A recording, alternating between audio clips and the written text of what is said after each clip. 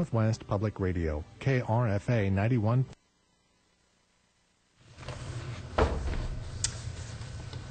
Good evening. I'd like to call to order the Wednesday, August 23rd, 2017 meeting of Moscow Planning and Zoning Commission and begin with the first item on the agenda, which is approval of the minutes from August 9th. Is anyone prepared to, are there any additions, corrections, deletions, or are we ready to? Okay, Dennis. Second. And Joel, second. Okay, all in favor? Aye. Opposed? Abstain? I'm going to follow the practice of saying, well, I wasn't here either, but I read the minutes and they look good, so I'm going to say yes. Okay. Is there any correspondence from staff? Nothing from staff this evening. Okay. Anybody else? No? Joel, have you met with the Transportation Commission? Yes, the Transportation Commission met, must have been the 10th of this month, the day after our P&Z meeting. Probably the most important piece of discussion related to basically a discussion draft submitted by Gritman involving possibilities for a medical district parking zone. The various medical providers in the area are experiencing parking problems, and they're trying to make it so staff park some distance away, and patients and visitors can have access to parking. We saw a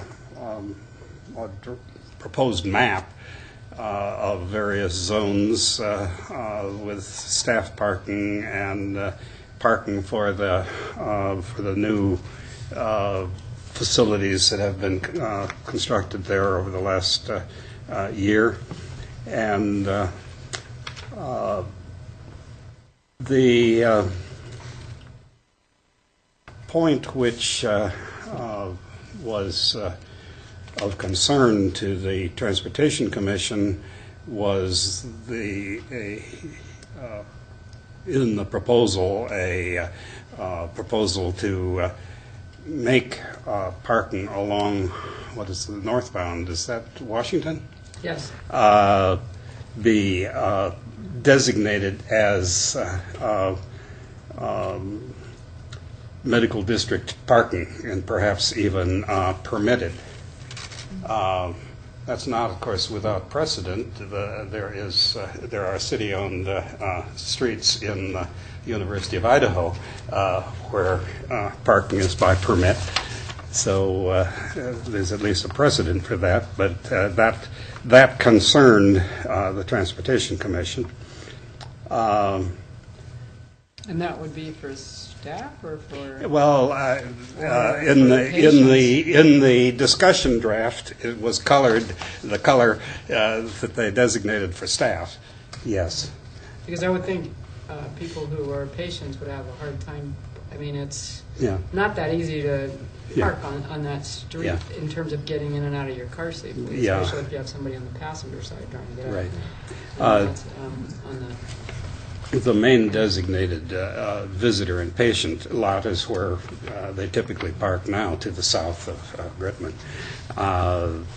The South Main Street was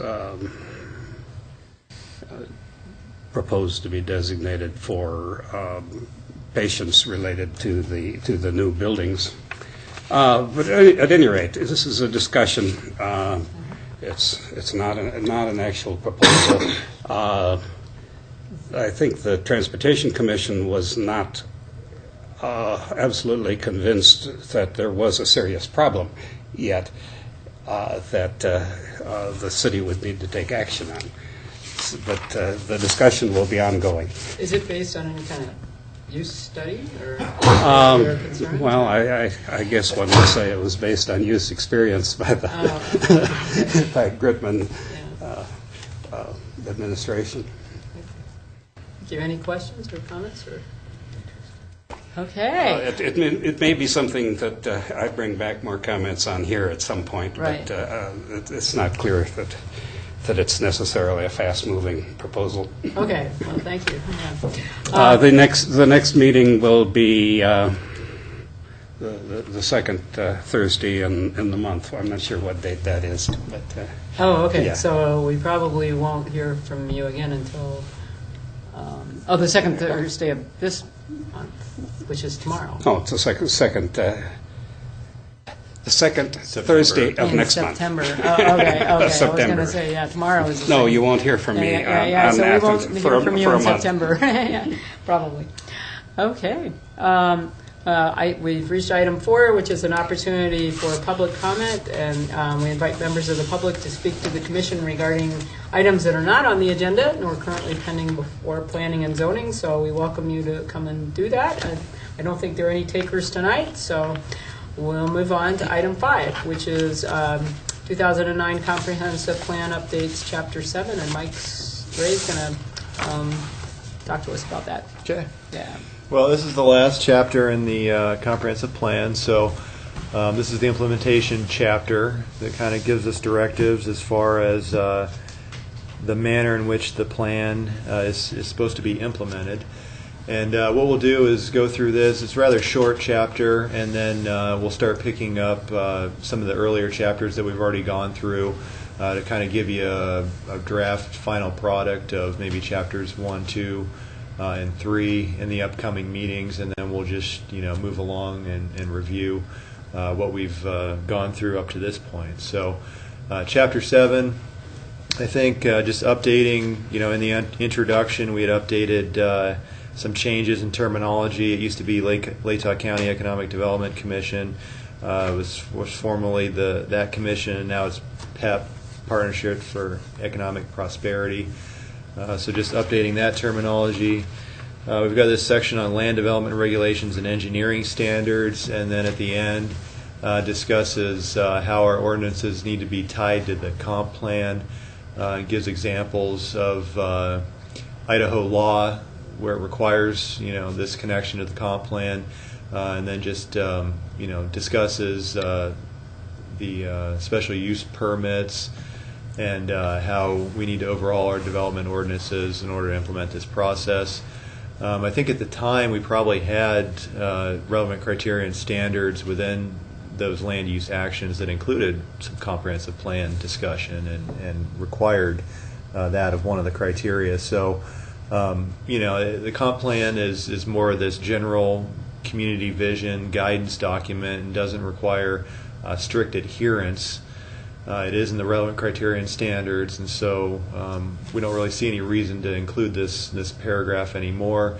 We've gone through and changed the relevant criteria and standards this last year and updated all of those to be consistent with the comprehensive plan. So we're just proposing to remove that section from this portion of the chapter. A little bit of education. So this section discusses after adoption of the comprehensive plan that's intended to go back and educate the various groups that would be dealing with it. City Council, Planning and Zoning Commission, and then city department heads should all be on the same page. I think that's more of a I don't think you're ever going to be on the same page between those different entities, but it's more of this education. Like, it took us 3-4 years to rewrite the comp plan back in 2007, and so I think everybody understands what's in it and how it's supposed to be implemented, and don't really see any reason why you should have this real succinct, thorough process of going through all this discussion and question and answer, because you've just gone through that for 3 or 4 years in order to get the plan adopted. So we would just propose to strike that from this section. Would up to speed be better than on the same page? Just wondering. Yeah. Because Yeah, that'd be good. Yeah. because we can be up Well, to different speeds, but yeah. at least we're all. I mean, no matter where you are, I don't. With that, that many perspectives on individual members. There's always going to be different priorities that people want to push, And I think that's why we've shifted at the council level to do strategic planning. And so, every 4 years or every 2 years when you get new council members in those positions and they, want new individual projects that come forward, you end up with a giant list of goals. And so we started to do strategic planning in order to keep, between the different councils. Wow. So. Would it, to kind of keep jargon out of it, maybe just say, instead of on the same page, all be knowledgeable with regard to priorities, responsibility, interpretations, and that way we're not trying to imply that everybody's thinking the same, but if you're knowledgeable of those, I can. Sounds good. Yeah. I can play with that. Or should all be informed? yeah, that. Yeah. Regarding. And then at the kind of the very end of this section, we have evaluation and appraisal. And it's a little odd because you have this evaluation that says every 5 years, and then community development is supposed to prepare this appraisal report that discusses everything that should be updated, all the priorities, things that have been accomplished, and I think that just to get straight to the point, I think we need to do what we're doing right now is just going through every 5 years and updating it. And so I don't know that we need a report to tell us that we need to update it. Obviously, there's going to be new census data, and we for a city of our size, we move relatively slow. There's not drastic changes that you may have, down in Boise area where you have these giant growth spurts. I mean, we're pretty linear as far as our growth rate. It's pretty steady from year to year, and so we're not going to have this substantial change within 5 years. And so I think that what we would propose is just to eliminate the appraisal and just call it evaluation and updating. And we really, and it goes into all this detail about what the report should include. I mean, we do all these things as we're going through and updating the document. And so I think we would propose just to simplify it and just say that every 5 years we're going to look at updating the document and revisiting the goals and looking at the implementation actions and maybe inserting new ones, removing the ones that we've accomplished. Pretty much just what we're doing right now. So that would be the changes that we propose to that section. And that's pretty much it for the implementation section. So it's pretty short. I was dug in there. I'm ready for it. I have a question for Mike, and this is really a nit, but on the first page where you change for Partnership for Economic Prosperity, the next one refers to Clearwater Economic Development Commission. Is that seated that you're referring to? Because I think it's council, right? No, Clearwater Economic Development Association. Okay. Good catch.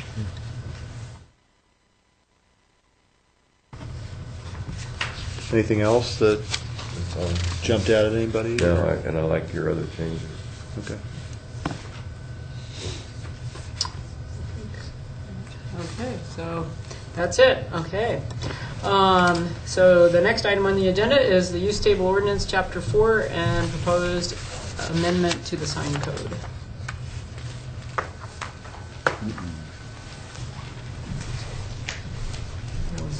Expecting it to go longer too. I said I was expecting everything to go longer. Can I ask Mike one other question before we move on? I'm sorry. Sure. Mike, I'm assuming that when we come back around that we may have new implementation items based on the changes that we made to the other chapter. Is that possible, or? Well, we had changes to implementation actions, and a lot of them were just looking at things we've accomplished and removing those implementation actions. Okay. I think we changed the wording on some of them, And then, it'd be the opportunity that, if now we got the broad overview of the whole comp plan, if there was something that fit into one of those Okay. implementation actions, or we could add some, whatever the commission identified, But we can do that going as well. back through. Right. But yeah, it wasn't meant to be the final document. We were just still making the changes that the commission suggested and recommended, and so we'll make those Revisit. changes. It would be kind of like a second review, and then we'll probably swoop back through with a final review after that. Okay. So are you envisioning 3 chapters about per meeting? I'm gonna be aggressive and try to. I know that the future land use map was the big part of I think it was chapter 2, and we're not done with that yet. Okay. So that'll still take us some time. But I think we should have the majority of the other changes that the commission wanted, so we can start going through there and looking at those, and we'll probably have to save the future land use map until maybe until we get it done, and hopefully that's within the next month. Yeah.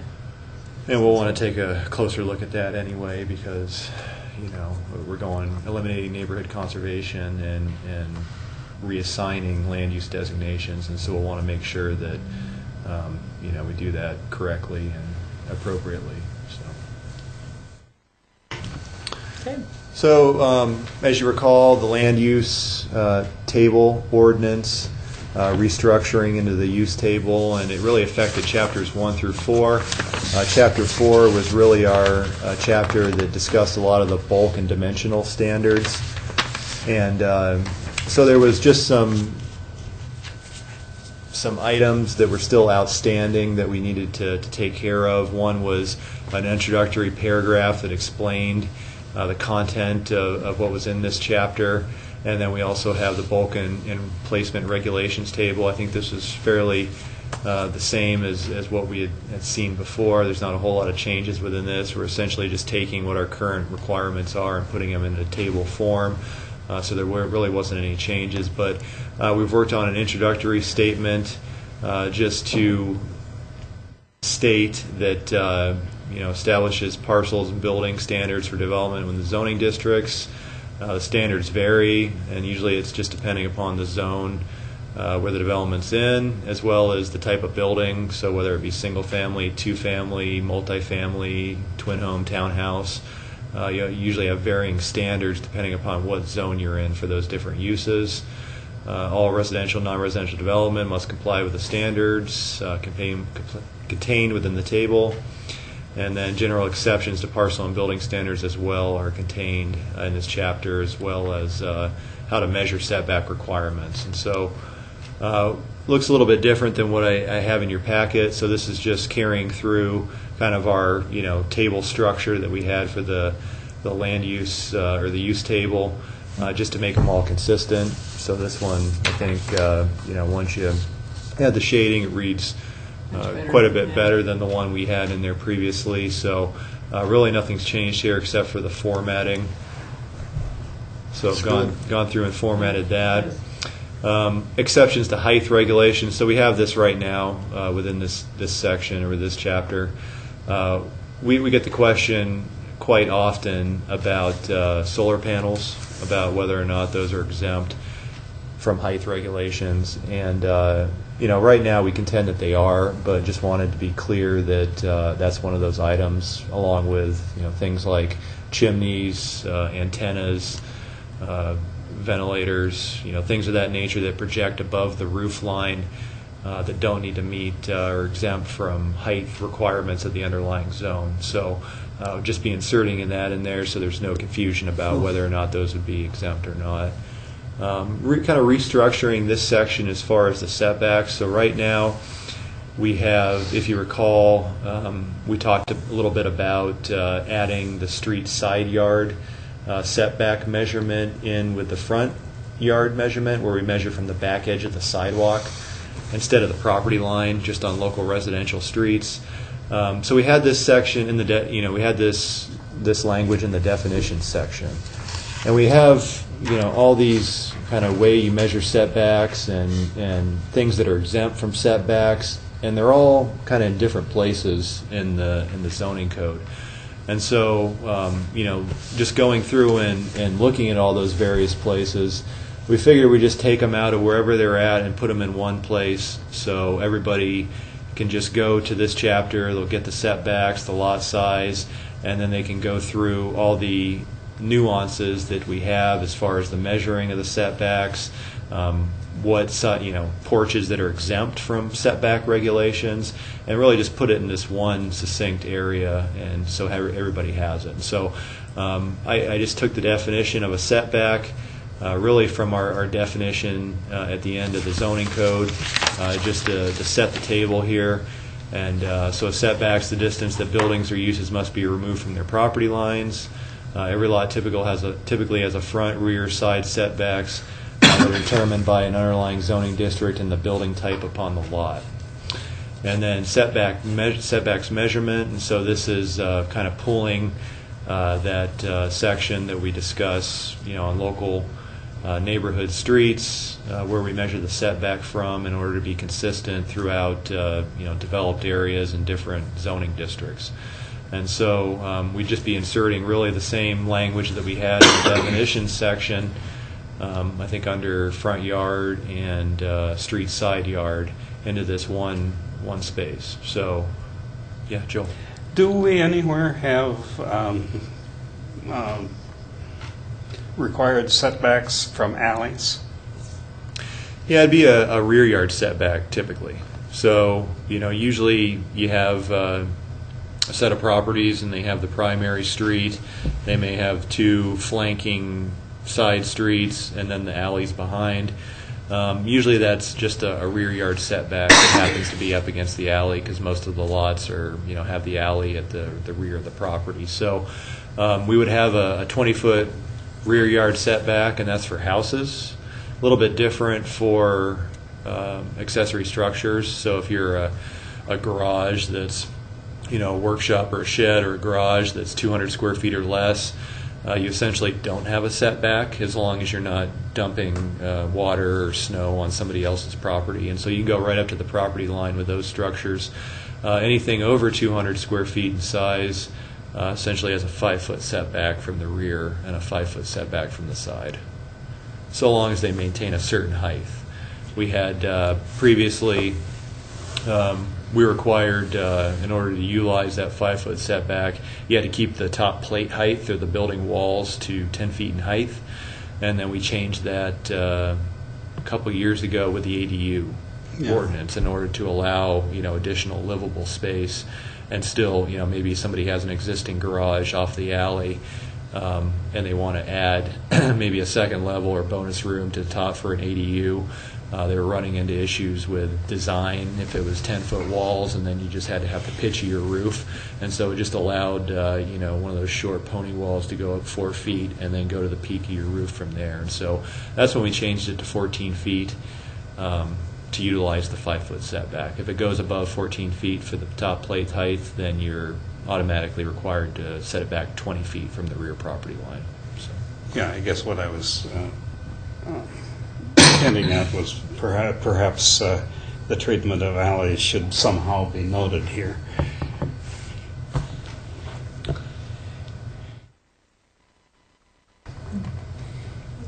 As far as the setback from the alley? Mm-hmm. Or if alleys are to be treated the same as rear yard setback, why maybe that should be a sentence. So just clarification that if you, Okay. Well, there isn't much really about rear. It's all front. Yeah, it's a lot of it's just street side and front. With the use table, we'll have rear setback requirements. Okay. We can. So it's more of what you're asking is more just clarification about where you measure the setback from. Right. Okay. So setbacks are measured from the property line unless otherwise indicated. So we could say Even in alley right-of-way line or street right-of-way line. So kind of give some examples of kind of a common maybe interpretation about where that. So I think we could maybe add some more detail in there.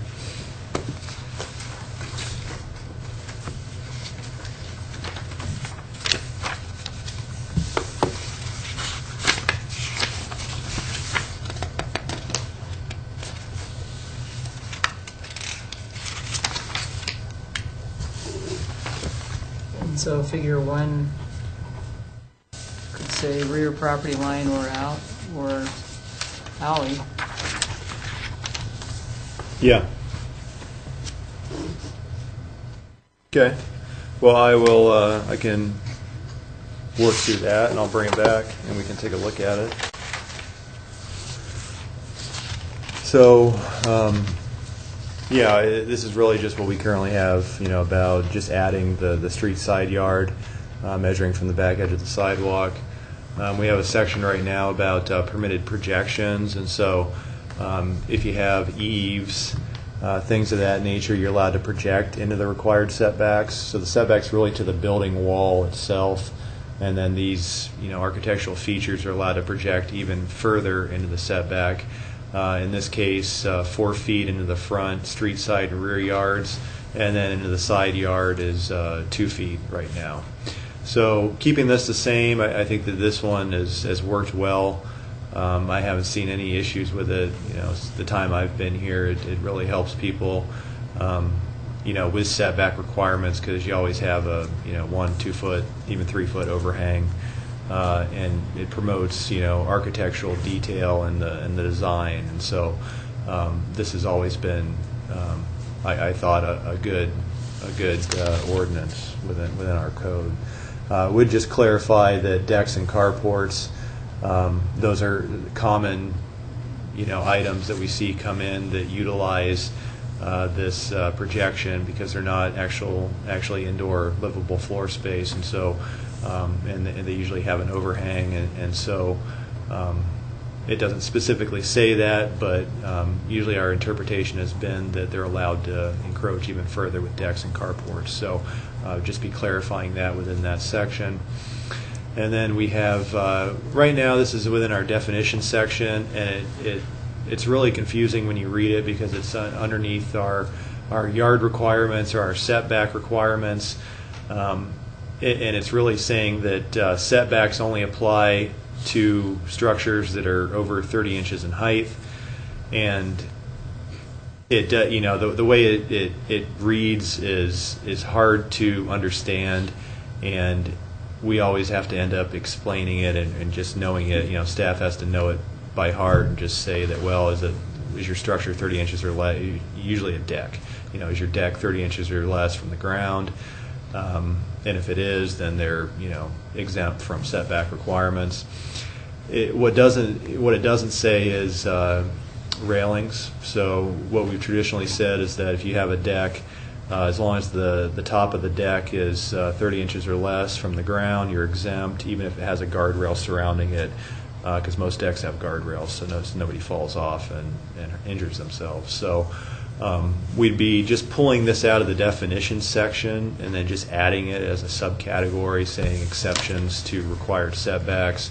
So structures 30 inches or less in height from grade to the top of the structure are exempt from setback requirements. Deck railings are not to be included when measuring the height of structures for the purposes of the setback exception.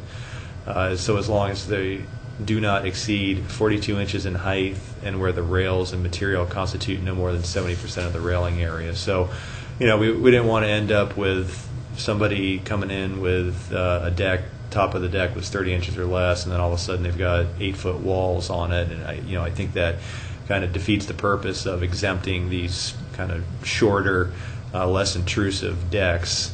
And so we would just be, talking to the building department. Kind of the max height that you generally see for railings is about 42 inches. I think they say about code is 36, I believe. And so just to give a little bit of leeway for somebody that wants a taller deck, figure we just go, 42 inches. And then we talked to them about the common, how much railing and material, percentage of how much railing material would constitute the area of a typical railing, and they probably said somewhere, it's a lot less than 70%, and so we'd probably give somebody the benefit of the doubt if they wanted more of a solid railing around the perimeter of the deck, and so 70% was kind of the number we arrived at to be a little conservative and allow for some different designs and deck railings without being overly restrictive. So. Three and 7/8 inches between every single thing in the railing as a maximum code allowable. So yeah, I guess 70% would be fair. If Yeah, because people usually want. Well, it really varies. You see some that are almost see-through, with just metal wire rails, and then. But it really just depends on the style. But we figured 70% you'd cover the majority of open railings that people would want to do. So what would happen if somebody wanted an acrylic or glass, tempered glass, so that it was entirely enclosed? Good point. Yeah. Technically, that's more than 70%. Yeah. Well, we could say opaque rails and material. Yeah, just probably not an issue. If they have Windex on hand, usually they end up pretty dirty after. Usually, you don't see those types of railings that close to the ground. Usually those are second story. Yeah. Where you need to cut the wind. Yeah, I don't know that we've ever encountered any of those that close to the ground. I think you'd probably end up having to clean it every other day. Around here, for sure. Yeah. So, if you thought that might be an issue. I think we'd probably give it to somebody if it was glass and it was transparent. Okay. Mike, could you go back? I'm sorry, you're not. You still got. Yeah, I just finishing up kind of this section, but if you want to go back, certainly when can. you're done. Okay. And then right now we call it alternate front setback requirement, and so this is what this is the requirement we have right now. We've been changing the terminology from yard requirements to more understandable setback requirements.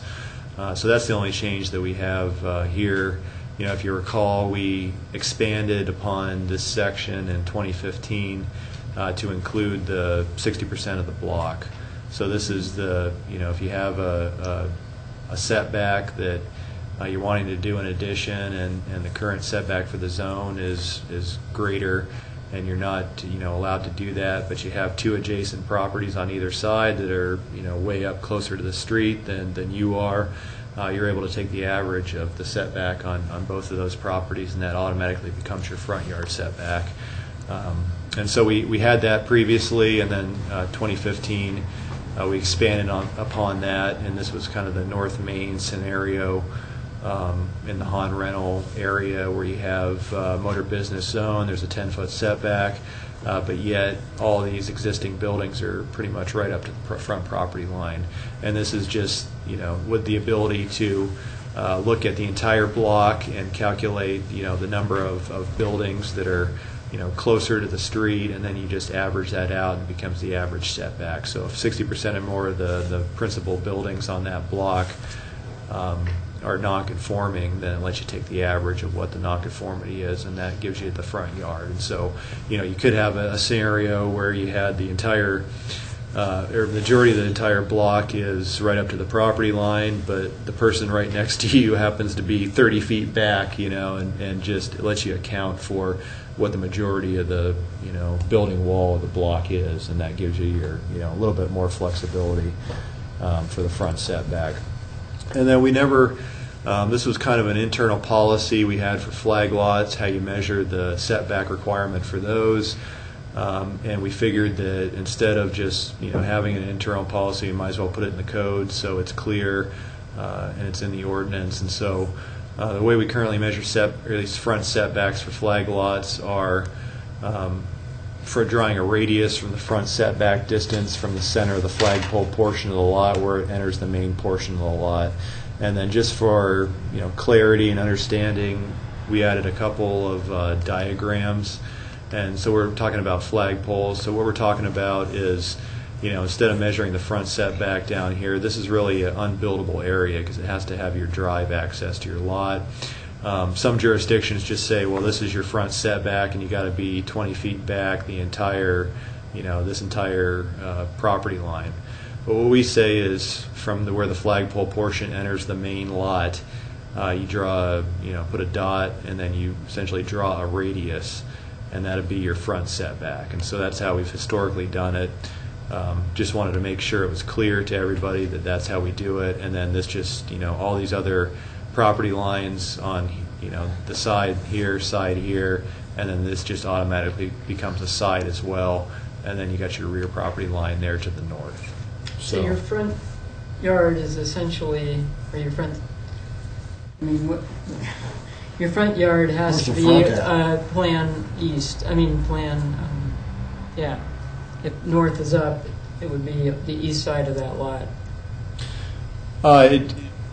Or not. It's the front setback or the orientation of the house? I see what you're trying to do with the front yard setback. It's just that technically the front yard would actually be the right hand or the plan east side property line, because you've got side and side. Well, you have two sides and I guess it's all side. Well, no, it's rear. Oh, okay. So your front is really. It's just a little confusing what you really consider to be the front. Yeah, usually the front setback is almost always where it's adjacent to the street. So in this case, you have a, this isn't really adjacent to the street, it's adjacent to this lot here. But you have the street down here, and so, this is really unbuildable anyway.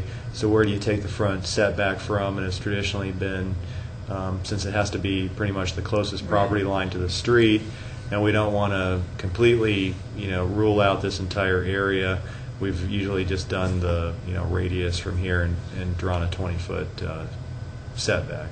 It may be a little confusing just from the orientation of the house that's on there. Well, it says rear, side, and side, and it doesn't say really. I guess the front is just that. We got front, really front here. There. So it would be, it would just be this section, Yeah. and then you're left with really three sides, which isn't entirely uncommon.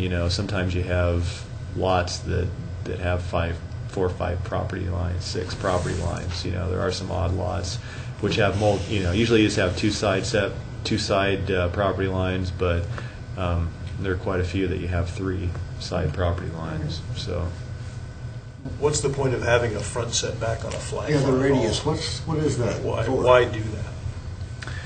well, it's we've I guess traditionally had treated every lot the same, and if every lot has to have a front yard, a side yard, multiple side yards, and a rear yard, it'd be, I guess, treating flagpole lots a little bit differently than any other lot.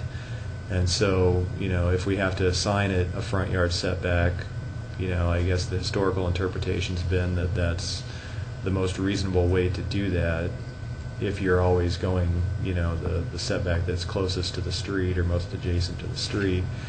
And so that's, what we've traditionally done. So if you didn't have that building could be all the way up on the 5-foot setback line, I guess, is what the thinking would be, and so it'd be pretty close onto the Yeah, I don't rear really yard get of the that. neighbor. Well, presumably it gives access for a driveway where one can get a car out of the flagpole and into a garage somewhere. Without a setback. Yeah, if it just came down 5 feet, 5 feet, there would be no way to access a driveway and get cars out of the flagpole. Yeah, you could end up constructing something within that area and then block your access and end up parking in the. I don't know why anybody would do that. Yeah, do you really have to have that so they won't do that? I mean, to me, that's confusing. I really don't I don't know why You haven't got like a 10-foot or 20-foot front yard all the way across. All the way across. Yeah. Well, Well, like my house, I have to have it's all the way across the front yard. Are you in a flagpole? No, I'm just saying, I don't know why, I don't get the Yeah, the I know. radius thing. I'm trying to understand it too. I mean, in terms of where's the real I mean, I front? get that you wouldn't take your house Yeah. and set it there, but I don't think you would do that anyway if you wanted to have a driveway. Yeah. So is that Well, what you're doing? it's always been that, flagpole lots, you end up eating quite a bit of the lot area, with the flagpole portion, because we include that in the lot area. And so, with it has to be at least 20 feet wide, it can be all the way up to 150 feet. And so that enters into the calculation of the lot area. And so what you almost always have happen is these infill lots that do flagpoles, because they're, usually not set up that way in new subdivisions. It's almost always an infill lot because you have a really deep, maybe a single family here, and then there's like a really deep lot that was originally platted, in the early 1900s as more of a farm lot. And so, kind of the only development options in order to increase density is to do a flagpole lot like this. And what you end up happening is that the lot's a lot smaller than a normal lot is. And so that's why I think we've traditionally done the radius here, because if you did the 20-foot setback, then you'd end up with this area, and you can see how kind of small this is. And this is actually a larger flag lot. This is I think I took this example from a duplex that was constructed on this lot. But oftentimes you end up with a pretty small main flag area of the lot, because the flagpole portion takes up a portion of the lot area. So if you're looking at a 6,000 square foot lot area, and this, the flagpole portion takes up 1,500 square feet, then you end up with just like a smaller lot. And pushing a 20-foot front setback to say that goes all the way across this front property line, you'd end up with a fairly small building footprint in order to be able to build. So a lot of it has to do with maximizing the buildable area of the property. My question was more the other direction. Why not have the 5-foot setback go all the way across and all the way down? The 20 feet, carving out that corner and saying, well, that, or any part of it on that front side, and saying that's 20 feet on a lot that's set back, nobody can see anyway, doesn't make sense. I don't understand. I think it was just because sometimes there's smaller lots, and so instead of having to go 20 feet all the way across.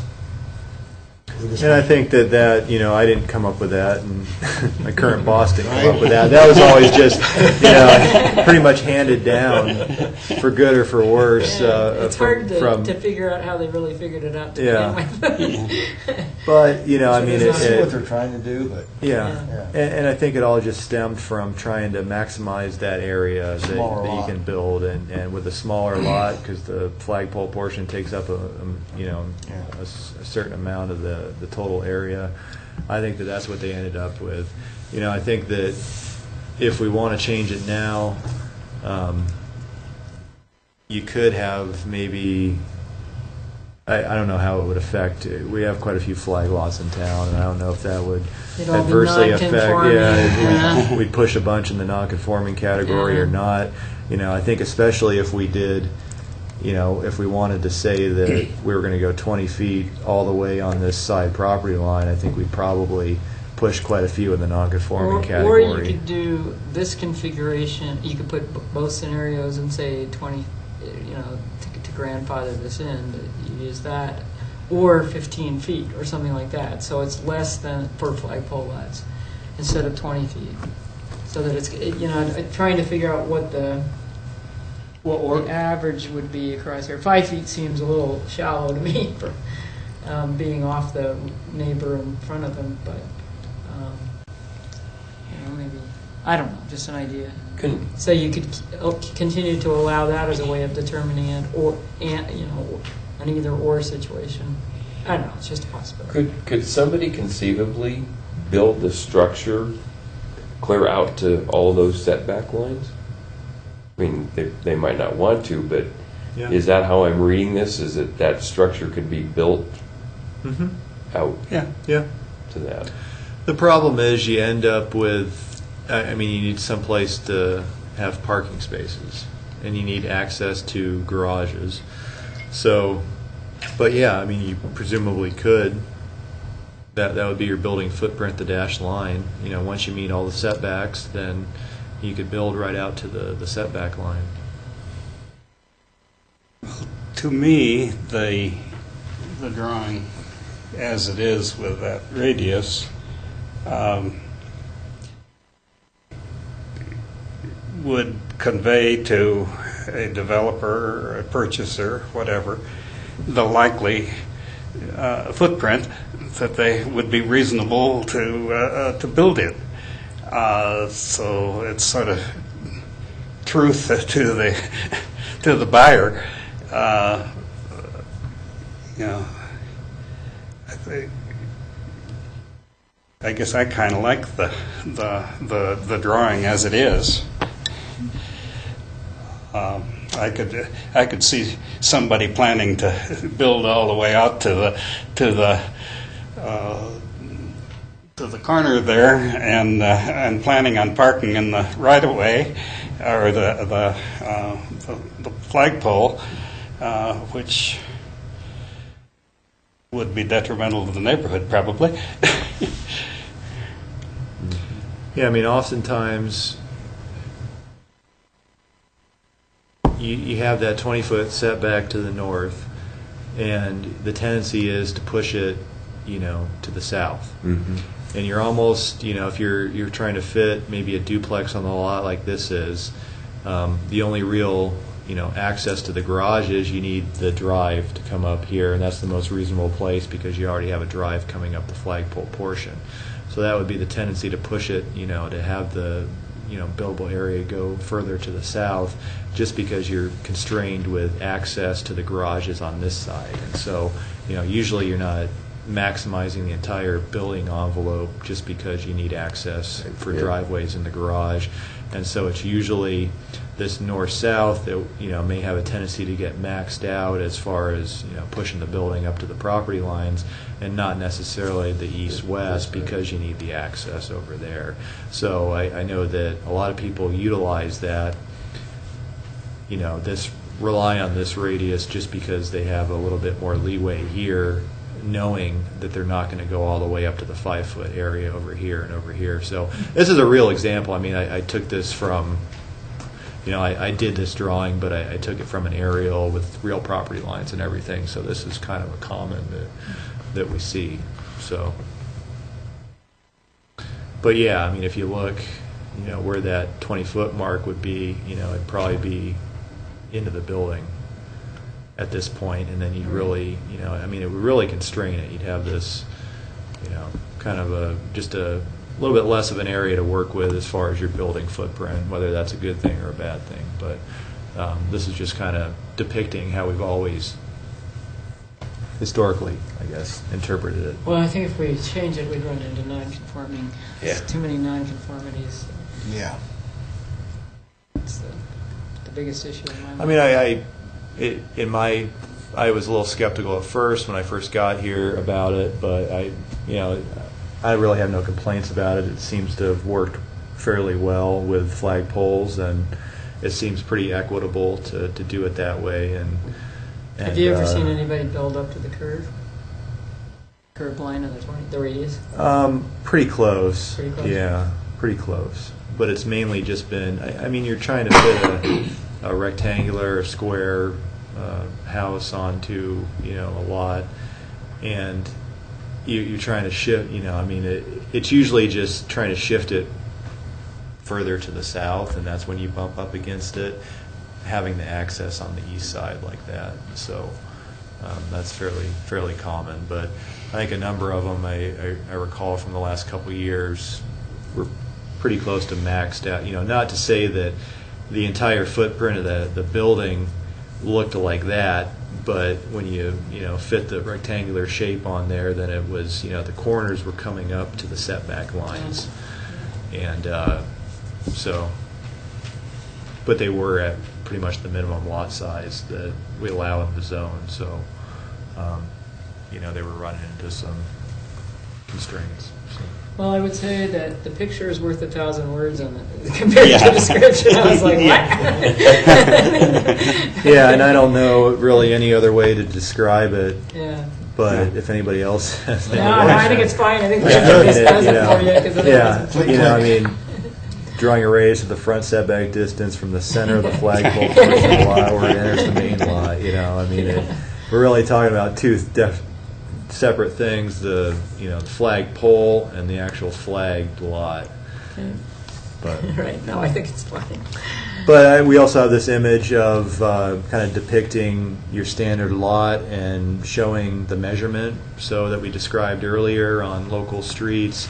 If you have a corner lot, we'd be taking all the other measurements from the rear property lines, which we've got labeled here, but utilizing that provision, we'd be taking it from the back edge, and that would be your setback on both the street side and the front setback. So just giving an example of what we'd be doing there. So. Yeah.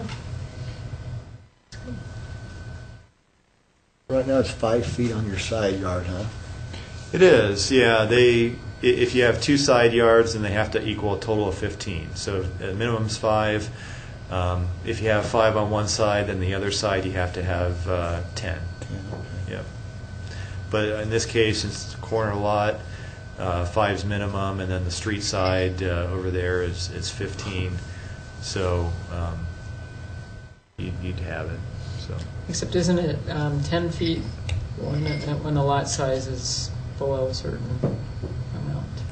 Yeah, if the lot width, on side Yeah, setbacks, yeah. if the lot It's is 60 feet or less. I think less than 55 feet, Okay. Yeah.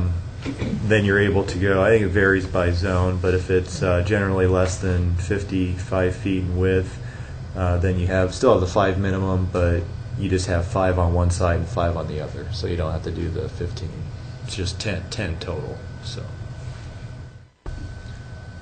Doesn't everything refer back to measuring off the back of the sidewalk? It seems like It does, except for, there's a distinction between, we measure from the back edge of the sidewalk only for local residential streets. If it's like a collector arterial with a high probability that I guess if it's just a collector arterial, then we don't. And the main reason is if the street has to get widened in the future, then all of a sudden we end up with a scenario where the sidewalk may be moved, and all of a sudden we've got somebody with a non-conforming setback, or may have an issue with where the structure's constructed, and so that's why we measure the setback there, as well as commercial streets. Even if they're local street and it's a commercial lot, we would measure from the property line. So those are really the scenarios for that.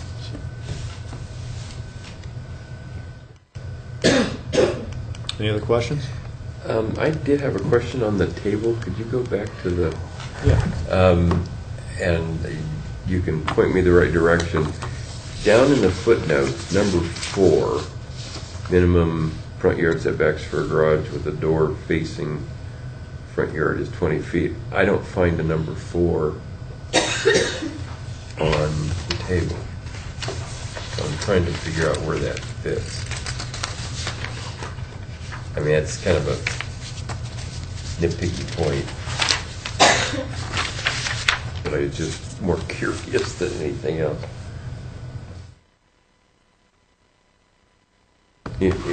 I see it. Yeah, no, I'm just looking for the 4. Yeah, I don't. I counted for every...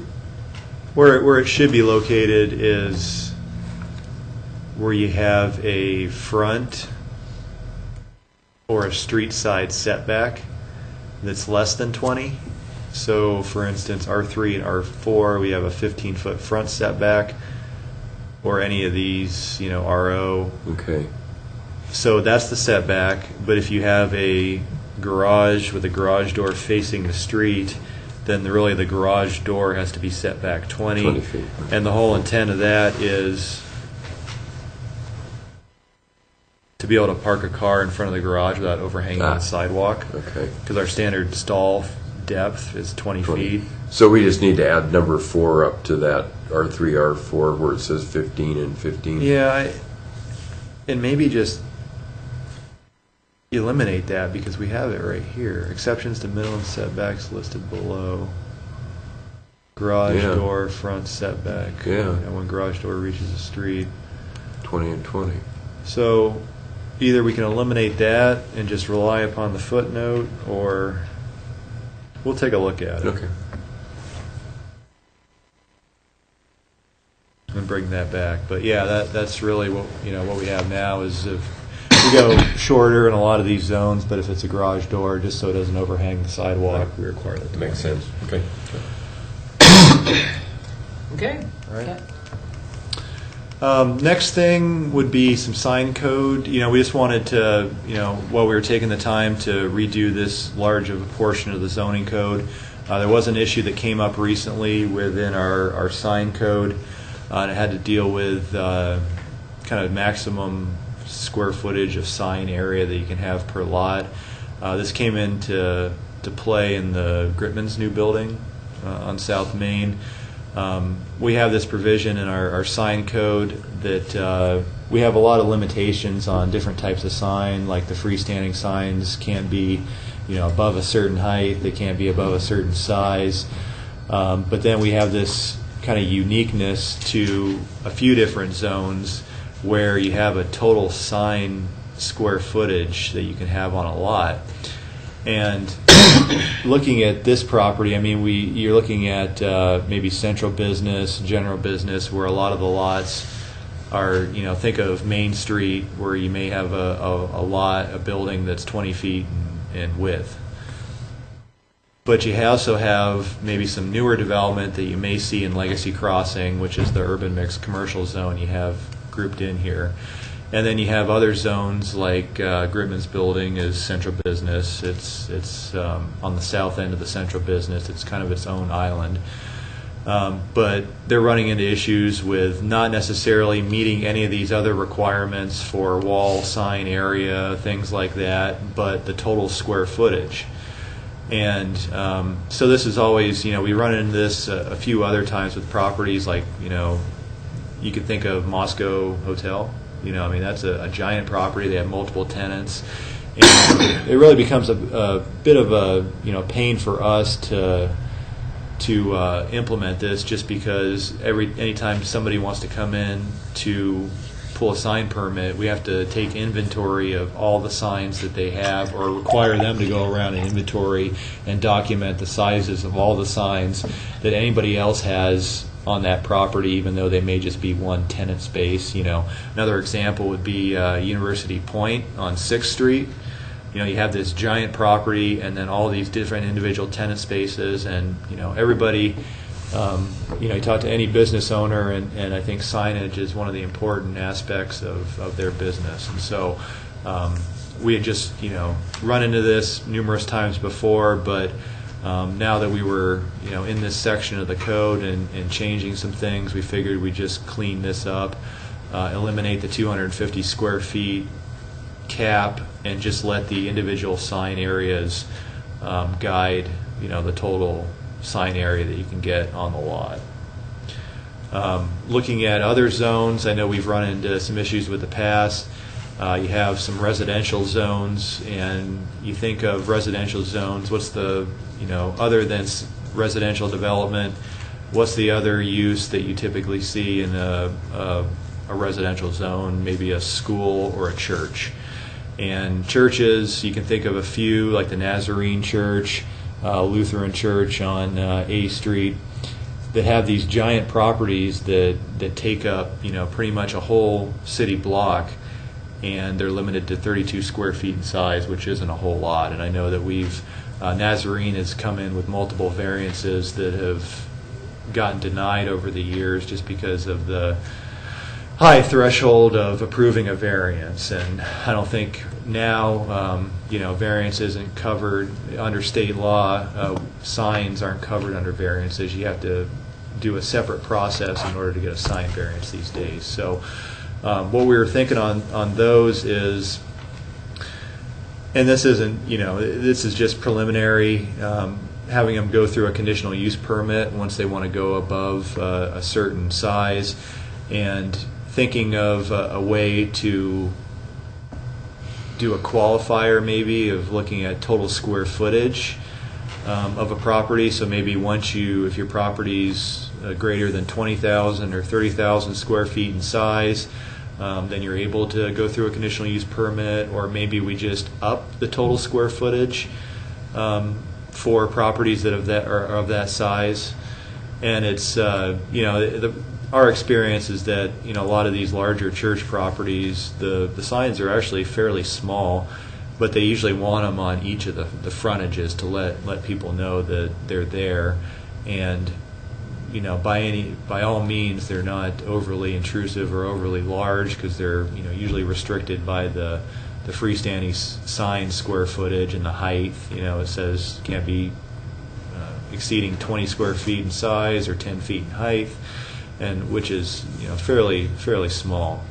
So that's just something that we've run into over the years, and thinking about the Gritman situation with their multiple tenants and the WWAMI program. University of Idaho wanted to add a sign there, and they almost always have some type of monument or freestanding sign where it lists all the different tenants that are in the building so people can find them. And so they were just running into an issue with that, and then just over the years we've just had issues with these other zones, and it's mainly been schools or churches that have wanted additional signage and just had giant lots and never understood why the 6,000 square foot lot next to them was treated the same as theirs when they have an acre and a half or 2 acres. And so we were just attempting to wrap this amendment into this larger amendment that we're doing, and just kind of take care of that issue that we've been having.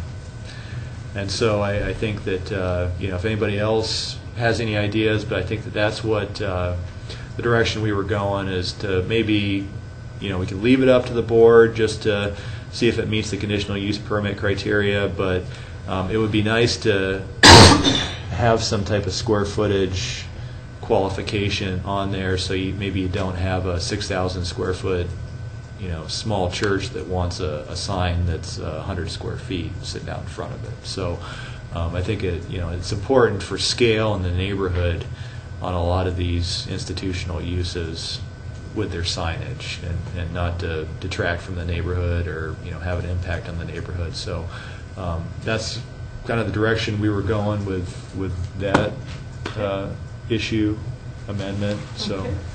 it's good. Okay. Any comments? Or? Probably work. Okay. Well, you start to look at, especially downtown and urban mixed commercial, you start to look at Legacy Crossing and the parcel configuration in that area. And right now, you have the whole north block that maybe has 4 or 5 different parcels on it, and it's entire multiple city blocks.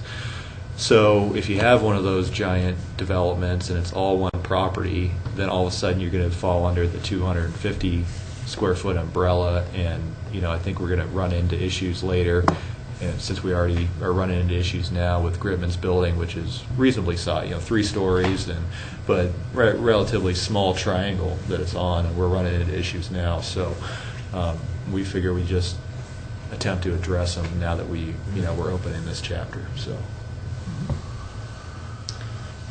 Okay. So the last item on the agenda is the shared readings discussion, and I don't know if anybody remembers what they read in the end.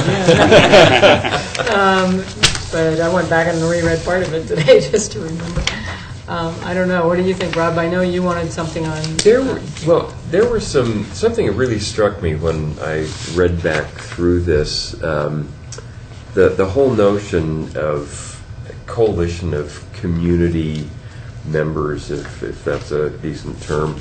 And I thought, maybe here's an opportunity where you'd get this new Progress for Economic Prosperity, the Chamber, the Downtown Association, Planning and Zoning, the city, involved as a group to look through this toolbox and see if there's some tools or issues that would be worth talking about. I mean, if you look, it's a fairly long list of things you need to do, but you kind of... And there's all these subcategories. I mean, I don't, probably nobody went in and read all the PD. I know I didn't. I mean, you know, Yeah. I mean, there's a lot of depth to the whole process. Yeah, but maybe a start point to see if there were pieces of it that could be used. Right. Just, I agree with you. I was thinking, what is, you know, canvassing interest to form a group that's really interested in dedicating the time, and they said at least a year of going through and trying to go through all the data that's out there already, and getting a spectrum of stakeholders in the process. Would it be worth having, say, PEP or the chamber join us to discuss it at a meeting at some point in time to see if they'd be interested in something like that? Well, I think that sounds like a good idea. You know, and it seems like we're not front and center of as a commission in sort of setting this up. That was my feeling after reading this. It seemed like it was, well, elected officials, but also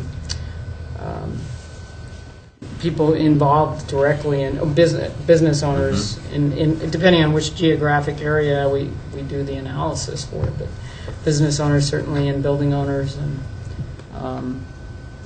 then depending on whether it's in or out of the historic parts of downtown, somebody from historic preservation probably, but definitely the core, and so that's a good question. What, you know, where do we take it from here? What do we? Is there enough? Does this make sense? And would it be worth trying to solicit interest? And how would we go about doing that? I guess those would be my questions too. So, Well, the impression I had when I read it, which was a little while ago, was that the entire process, as it's scoped out there, is overkill for our little town. But maybe I'm wrong. But well, and they do talk about some parts not being relevant. And you know, I went in and read a couple of sort of looked through a couple of the completed studies they had a couple in Minnesota, and they had some in Wisconsin and other places. And you know, the smallest community I could find was 71,000, so it is different. But and that, you know, that used to be the problem with the Main Street program too. Is that most Idaho towns were too small to fit their formula that well. But yeah, I don't know. And you had to pay for a director too. Yeah, you do. That was the big thing. That was the big thing with that program. Yeah, and so communities, I mean, you know, because they've tried to get Main Street flowing for 25 years, ever since I've been here practically. I mean, Main Street, the Main Street program, and sometimes communities share a Main Street coordinator. Like, you know, you get 4 or 5 together, and then they can afford one. But it's, I think the whole idea of sort of self-analysis and having a structure to do it instead of bringing in another $80,000 to $100,000 consultant. I mean, because people don't get invested in it. You know, when that happens, they get a report, person's gone, and we move on, and it gets on the shelf. I mean, you know, that was, so that part kind of interested me, was having knowledgeable people who have a stake in it, working together to plow through some things. But I don't have any ideas on what the next step would be. So, well, maybe as you had suggested, should planning and zoning be in the front of this? And if that's the case, let's put the idea on the table, invite a few of the people that would be potential stakeholders, and maybe just have a discussion. And if there's no interest, then the issue is dropped. If there is an interest, maybe our role is as a catalyst getting it started. I don't know. I'm just kind of off the top of my head here.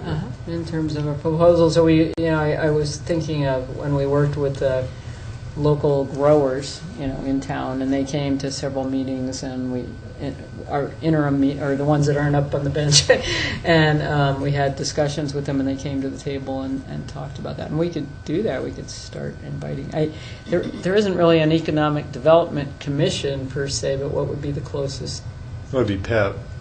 Okay, so That Partnership for Economic Prosperity. Gina is the economic development. Yeah, and their mandate is a little broader than just Moscow. I mean, they're county-wide. Right. But if and there's nothing. They talk about market area too. They don't talk about just the exactly. town. So Yeah. that could be appropriate, and then Yeah. the chamber, and even urban renewal agency Right. could be a part of it. So maybe we plan that out and just have a brief. Dedicate. Part of a meeting to having some visitors. Yeah. To see what's on the agenda in the next. We probably need to get through the comprehensive plan. Would be my guess. So we. Yeah.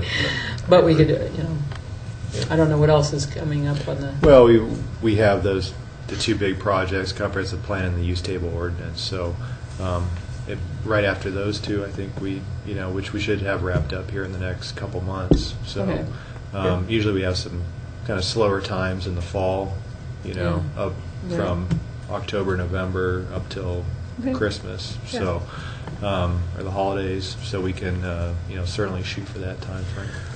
Would it be appropriate to maybe just have a sidebar conversation? I'd be happy to go talk to Jenny Ford at the Chamber or Gina at PEP and just see if that would be something, if we were to invite them in a few months. Yeah, that would be a place to start. Okay. That would be great. I'll find a time here in the next little bit. Okay. Yeah, and can you think of other entities that, or just start with those two? When I started going down through the list in my head, it was, my goodness, we'd have a committee of 50. Well, I don't think you would when it gets to be the intensity that this would require. I think it sounds like to really be productive, it's a weekly commitment for the people who participate. So. But it seemed to me that and we have to figure out a geographic sector that we want to deal with too.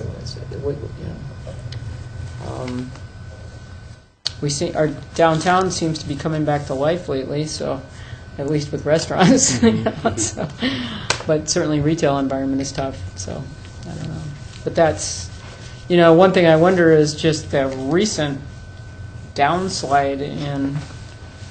On-site retail nationwide is just a couple years old. I mean, this study goes. They built this package back in 2010, 2011, and it's just there's been this decline because of rise in online sales. So, but they also do talk about arts and entertainment, which our district certainly is, and somehow some other uses. So, and restaurants for sure. So maybe it's, the retail might be the hardest part to work with. And even that's going to more like specialty shops. Right, you're right. Downtown, You're right. which I think is going to work.